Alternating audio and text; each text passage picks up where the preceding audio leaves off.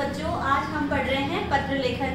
देखो, पत्र लेखन के बारे में मैं पहले बता चुकी हूँ आपको कि पत्र लेखन दो प्रकार के होते हैं, औपचारिक और अनौपचारिक। जो हमारा ये प्रार्थना पत्र है वह औपचारिक श्रेणी का है, जिसके अंतर्गत क्या है कि हम अपने विद्यालय के प्रधानाध्यापक या हमारे प्रधानाचार्य जो प्रिंसिपल जो होते हैं सीनियर स्कूल में, उनको जो पत्र लिखते हैं वो प्रार्थना पत्र है। ये एक सामान्य प्रार्थना पत्र है जो कब लिखते हैं हम देखिए, जैसे हमारे विद्यालय में कोई भी किसी भी प्रकार की आपको कमी लगती है या आपको पढ़ाई से संबंधित लगती है या खेल से संबंधित लगती है कि हमारे विद्यालय में इन खेल सुविधाओं ये खेल सुविधाएं नहीं है, या ये कहे कि हमारे इस विद्यालय में मतलब ये इन विषयों के अध्यापक नहीं है, तो हम फिर क्या करें। तो उस कंडीशन में हम क्या करते हैं, हमारे विद्यालय के जो प्रधानाध्यापक या हमारे विद्यालय के जो प्रधानाचार्य होते हैं, मतलब जो सीनियर स्कूलें होती हैं वहाँ तो हम प्रधानाचार्य लिखते हैं, और जो माध्यमिक विद्यालय होते हैं 10वीं तक के विद्यालय, उसमें हम प्रधानाध्यापक लिखते हैं। तो उनको हम प्रार्थना पत्र वह जो भी हमें हमारे विद्यालय में कमी लगती है उसको हम कैसे लिखें। तो देखिए, आज मैंने आपका एक प्रार्थना पत्र आपके बुक में से लिया है जो किसपे है कि अध्यापकों की वैकल्पिक व्यवस्था के लिए अपने प्रधानाध्यापक को प्रार्थना पत्र लिखिए। अब आपके परीक्षा में देखिए बच्चों, कई बार प्रश्न किस तरीके से आता है। मान लीजिए कि हमारे प्रार्थना पत्र आया कि आप अपने आप को कोई भी नाम, सीमा, राहुल कुछ भी दे सकते हो, अपने आप को राहुल मानते हुए कक्षा 10 के विद्यार्थी हो, और आपके विद्यालय में मान लो यूं आ जाए कि अंग्रेजी विषय की पढ़ाई नहीं चल रही है, या कहूँ हिंदी विषय की पढ़ाई नहीं चल रही, कोई भी विषय या फिर कोई, तो उन विषयों की पढ़ाई नहीं चल रही है तो उसकी वैकल्पिक व्यवस्था की जाए। कई वैकल्पिक व्यवस्था कब होती है, कई बार क्या होता है जैसे हम बीच सेशन चलता रहता है और उसमें जैसे हमारे विद्यालय के जो अध्यापक होते हैं उनका ट्रांसफर हो जाता है, एक विभागीय प्रक्रिया है जिसमें हो जाते हैं, तो उस दौरान क्या है थोड़ा सा व्यवधान हमारी पढ़ाई में आ जाता है। तो उस परिस्थिति में अब हम क्या करें, तो तब हम हमारे विद्यालय के जो प्रधानाध्यापक होते हैं उनको प्रार्थना पत्र लिखते हैं कि हमारे उन विषय से संबंधित जो भी हमारे विषय अध्यापक है उनको लगाया जाए, मतलब नए विषय अध्यापक की वैकल्पिक व्यवस्था कुछ समय के लिए की जाए ताकि हमारी जो पढ़ाई है सुचारू रूप से संचालित हो सके। तो इसलिए सबसे पहला जो तरीका होता है, हम किस तरीके से लिखते हैं देखिए, हमारा औपचारिक पत्र है तो सेवा में श्रीमान प्रधानाध्यापक महोदय, बताया था मैंने, यदि हम कक्षा 10 तक हमारे स्कूल में विद्यालय तब तो हम लिखेंगे प्रधानाध्यापक, और या 12 तक है तब हम लिखेंगे प्रधानाचार्य। जैसे कि सेवा में श्रीमान प्रधानाध्यापक महोदय। एक बात और बता दो, कई बच्चे क्या करते हैं प्रार्थना पत्र में कोमास का प्रयोग नहीं करते, कि तो जहां पर भी कोमा लगे वहां ये आप जरूर लगाइएगा। जैसे सेवा में लिखते हैं तो मे के बाद भी कोमा लगेगी, यहाँ पर महोदय के बाद कोमा लगेगी, विद्यालय के बाद कोमा लगेगी। तो आप इन चीजों का भी ध्यान रखेंगे कि कहाँ, क्योंकि एग्जामिनर जो चेक करता है तो ये सब सारी हिंदी विषय है तो जाहिर सी बात है सारी चीजें चेक की जाती है, तो आप इनका भी ध्यान रखेंगे। देखिए, सेवा में श्रीमान प्रधानाध्यापक महोदय, राजकीय माध्यमिक विद्यालय अमरपुरा शाहपुरा जयपुर। अब देखिए, ये तो मैंने विषय ये कहाँ का एड्रेस है, ये तो हमारे विद्यालय का है, इसी विद्यालय का एड्रेस है जो मैंने यहाँ लिखा है।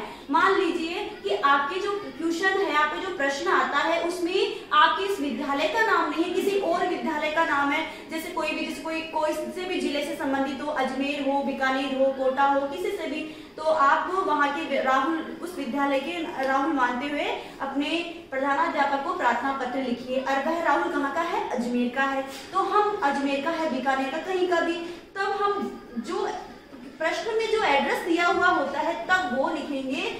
तब हम राजकीय माध्यमिक विद्यालय तो सेम रहेगा लेकिन अमरपुरा शाहपुरा नहीं आएगा, तब उसमें जो लिखा हुआ है वह हम यहाँ पे लिखेंगे। तो आप एक विशेष बात जो अक्सर बच्चे गलती करते हैं, मैं भी कॉपी चेक करती हूँ, बहुत बार देखती हूँ कि बच्चे ये मिस्टेक जरूर करते हैं, इस एड्रेस में गलती कर देते हैं। प्रश्न में दिया हुआ होता है बकायदा, लेकिन फिर भी वह ना उतार के कुछ और ही लिख जाते हैं, या खुद के विद्यालय का लिख देते हैं। खुद के विद्यालय का हमें याद रहना चाहिए, लेकिन यदि प्रश्न में दिया हुआ नहीं है, कोई भी आप कक्षा 10 के विद्यार्थी और अपने प्रधानाध्यापक को पत्र लिखो, तब तो हम अपने विद्यालय का जिस भी स्कूल में आप पढ़ते हो उसका एड्रेस हम लिख सकते हैं। यदि हमें प्रश्न में दिया हुआ है कि जिस भी स्कूल का, तब हम वह एड्रेस लिखेंगे। तो आपको समझ में आया होगा, यहाँ से यहाँ तक तो फिर आगे देखिए, अब हम लिखते हैं विषय। अध्यापकों की वैकल्पिक व्यवस्था करने हेतु मैंने बताया था कि हम हमारे विषय, मान लो कौन से अध्यापकों की है, मान लो अंग्रेजी और हिंदी मैंने बताया, वो उन 2 अध्यापकों की ट्रांसफर हो गया है और उससे क्या होता है कि हमारी पढ़ाई में व्यवधान आ जाता है, तब हम उन विषयों अध्यापकों की वहां पे व्यवस्था कराना चाहते हैं। इसलिए हम लिखेंगे अध्यापकों की वैकल्पिक व्यवस्था कराने हेतु। मैंने एक बात और बताई थी, जब भी हम विषय लेके वह 3 से 4 शब्दों या 5-6 शब्दों में होनी चाहिए। कई बार बच्चे क्या करते हैं, जो विषय होता है 2 से 3 लाइन में कर देते हैं, तो इस चीज की गलती आप दोहराए नहीं और आप 4-5 शब्दों में आपका विषय हो जाता है, ये आप लिखें। फिर आता है आपका महोदय या मान्यवर। ये एक मैंने कहा था कि हम यहाँ पर शिष्टाचारपूर्ण शब्दों का प्रयोग करें। आप महोदय भी लिख सकते हो, आप मान्यवर भी लिख सकते हो। देखिए बच्चों, आपको इन दोनों में से कोई एक लिखना है, या तो आप महोदय लिख दीजिए या आप मान्यवर लिख दीजिए। फिर इसके बाद आप कोमाज का यूज करें, कोमा का प्रयोग करेंगे। फिर ये हो गया। उसके बाद मैंने बताया था आपके पत्र लेखन में 3 अनुच्छेद होते हैं, प्रथम अनुच्छेद, द्वितीय अनुच्छेद और तीसरा अनुच्छेद। अब कैसे, अब 1, 2, 3 अनुच्छेद कौन से होते हैं, देखिए जो हम शुरुआत करते हैं महोदय या मान्यवर से, ये हमारा ये शुरुआत हो गई, मतलब पत्र एड्रेस लिखने के बाद, मतलब पता लिखने के बाद ये हमारे पत्र की एक शुरुआत हो गई।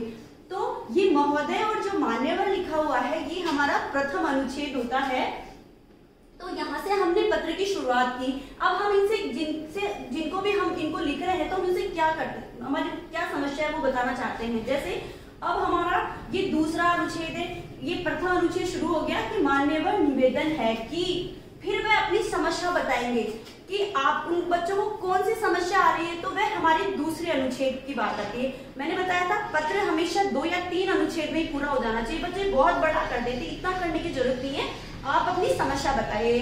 तो दूसरे अनुच्छेद में हम अपनी समस्या बताएंगे कि लगभग 1 माह से या 1 महीने से या 2 महीने से 3 महीने से, जब से आपको, ये तो मैंने लिखा है 1 माह, आपको जब से प्रॉब्लम हो रही हो तब से उसको लिख सकते हैं कि 1 माह से हमारी कक्षा में विषयाध्यापकों, अब मैंने तो यहाँ पर विषयाध्यापकों लिखा है, मान लो प्रश्न में आपको अंग्रेजी, हिंदी, विज्ञान, गणित कोई से भी विषय की समस्या आ रही है, उस विषय में पढ़ाई बाधित हो रही है, तो आप उस विषय आती है कि हमारे अंग्रेजी विषय की पढ़ाई नहीं चल रही या हिंदी विषय की नहीं चल रही या गणित कोई से भी, तो मैंने यहाँ लिखा विषयाध्यापकों की कमी के कारण अध्ययन व्यवस्था बाधित हो रही है कि हमारे विषयाध्यापक नहीं आ रहे हैं, इस कारण हमारी पढ़ाई सही तरीके से नहीं हो रही है, व्यवस्था बाधित हो रही है।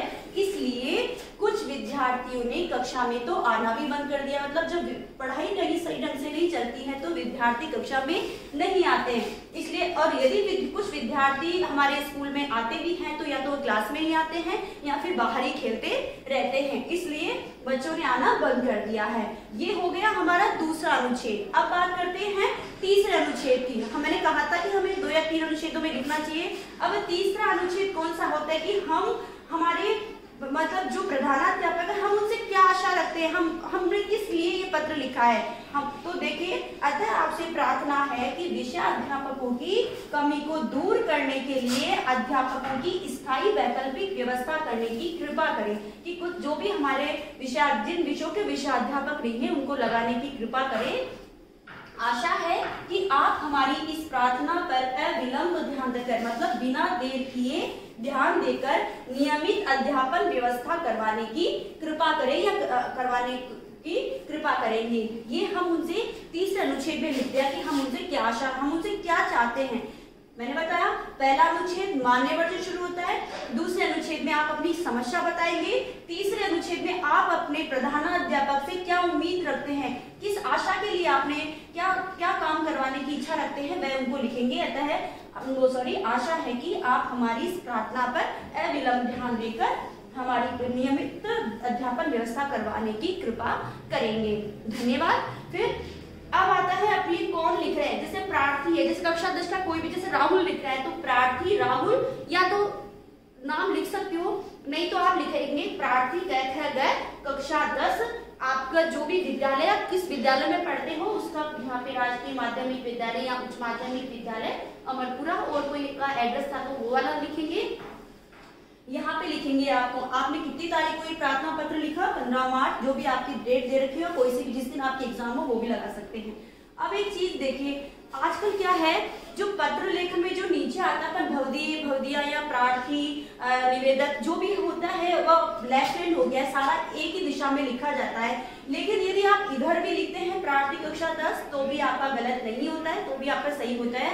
और यदि आप प्रार्थी को वहां ना लिख के अगर आप सीधे यहाँ पे एक ही सीक्वेंस सेवा के साथ महोदय के साथ इसी सीक्वेंस में लिखते हो तो भी आपका वह बिल्कुल सही होता है, तो गलत नहीं होगा। और एक जरूरी बात मैंने आपको पहले बताया था कि आपका प्रार्थना पत्र एक पेज में पूरा हो जाना चाहिए। यदि मान लो आपका लास्ट के 2 लाइन 3 लाइन नहीं हो रही है तो फिर आप दूसरे पेज में शुरू लिख सकते हैं, लेकिन दूसरे पेज को फिर आपको खाली छोड़ना पड़ेगा। तीसरा क्वेश्चन, अगला क्वेश्चन उस पेज को छोड़ने के बाद करें।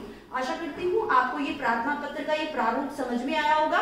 ये तो मैंने अपने विद्यालय के प्रधानाध्यापक को लिखने वाला प्रार्थना पत्र था जो आपको समझाया। इसके अलावा जो भी आपके कार्यालयी पत्र है जो एक सरकारी कर्मचारी दूसरे सरकारी कर्मचारी को लिखता है या व्यावसायिक पत्र है उसका अध्ययन हम अगले वीडियो में करेंगे। आज के लिए इतना ही, धन्यवाद।